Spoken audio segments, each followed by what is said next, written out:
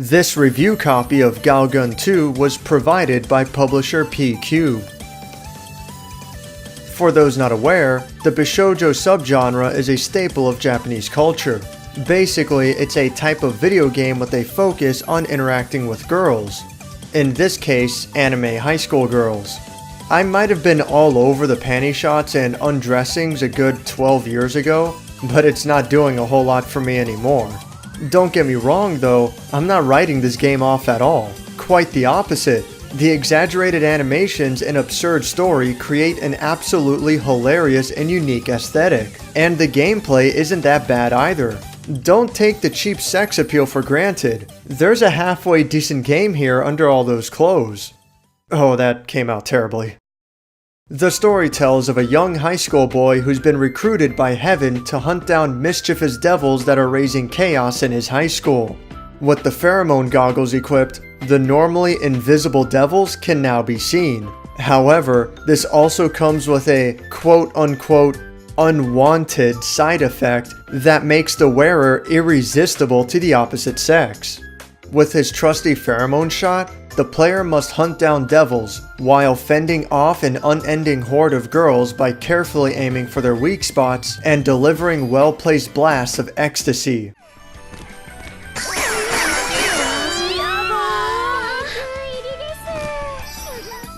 This game is shameless and runs with its pervertedness the whole way through. Giving a girl ecstasy comes with an over-the-top reaction and a ridiculous squeal of pleasure. And yes, even the girl's clothes can be vacuumed.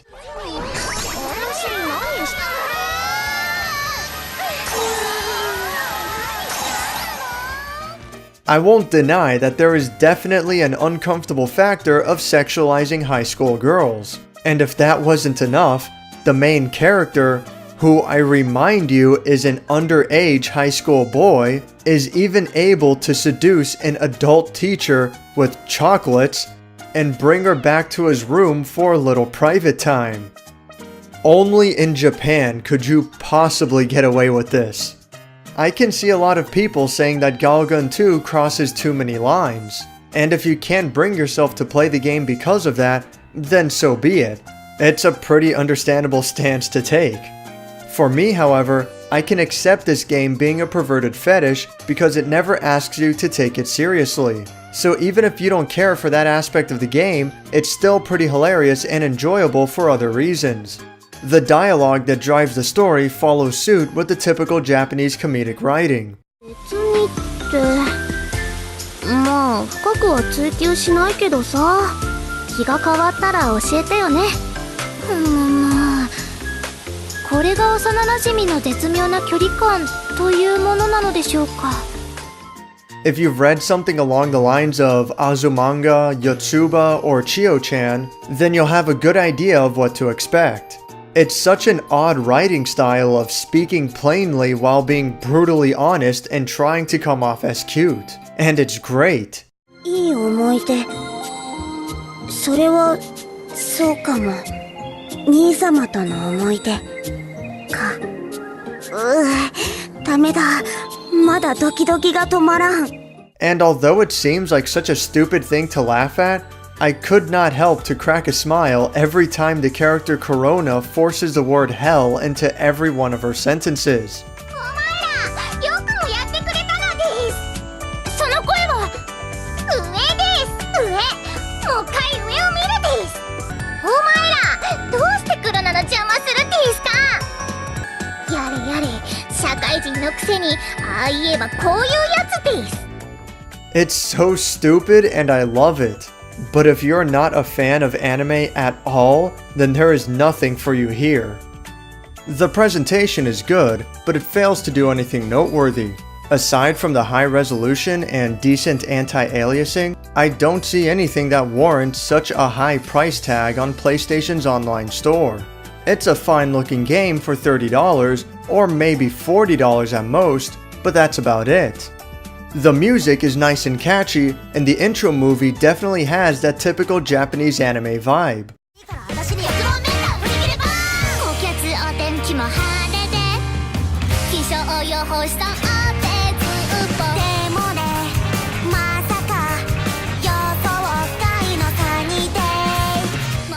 I actually like the music quite a bit, but a lot of the tracks do get repeated very often.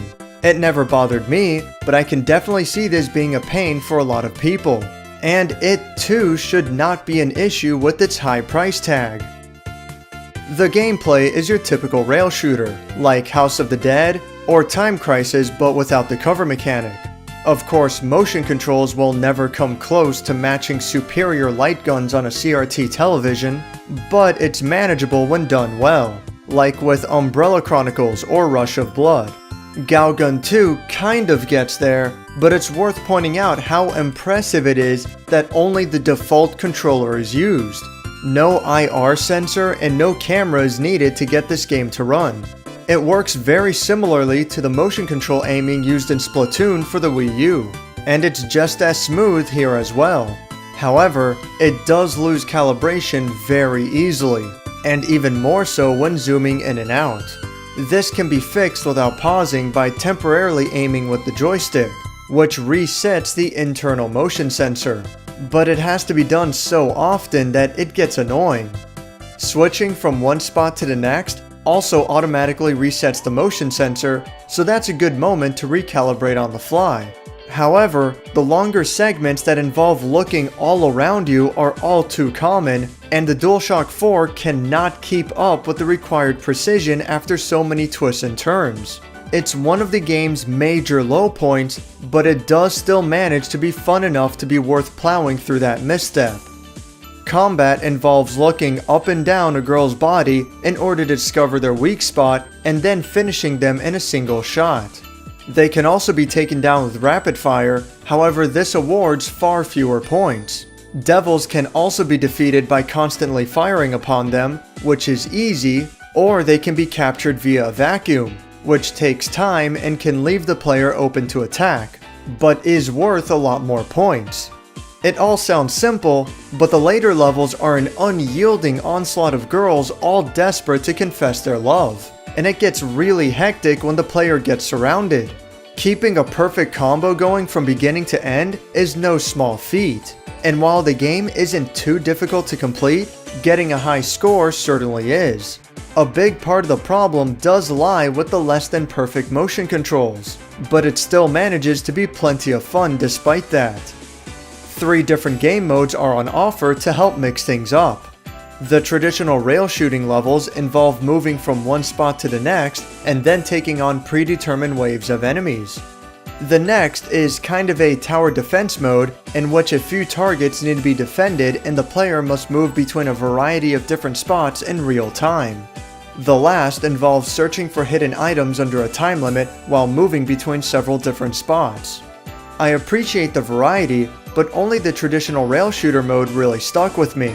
The tower defense ones are okay, but not a big deal, while the search mode ones are just lame. Thankfully, the vast majority of the game is a traditional rail shooter, while the other modes mostly being optional, so I'm okay with giving this aspect a pass. The boss battles are also cool, but they're all similar to each other as well, which is unfortunate, but at least there aren't that many. There is one other mode worth bringing up. It's called Doki Doki mode, in which the player must circle around a girl and shoot parts of her body in order to reveal demons in what has to be the most anime exorcism I have ever seen.